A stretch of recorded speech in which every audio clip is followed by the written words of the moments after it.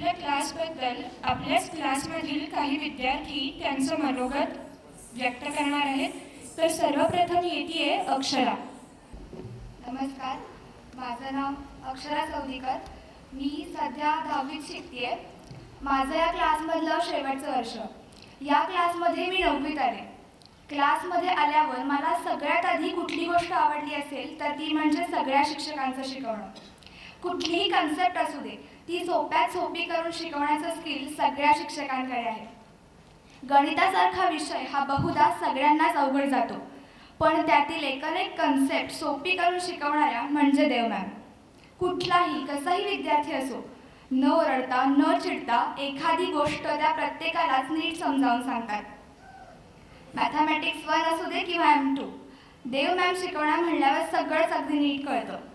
प्रत्येक विद्यार्थिनीवर भरभरून प्रेम करणाऱ्या आणि सगळ्यांच्या लाडक्या अशा देव मॅम. संस्कृत आणि मराठीसारख्या मुख्य भाषा अगदी सोप्या करून सांगणाऱ्या शिकवणाऱ्या म्हणजे गायत्री मॅम.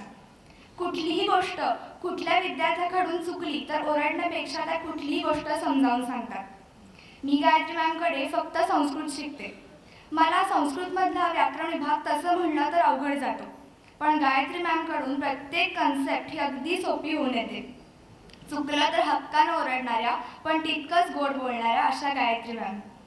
सायन्ससारखा थोडा किचकट विषय सोप्यात सोपा करून शिकवणाऱ्या म्हणजे मंजिरी मॅम.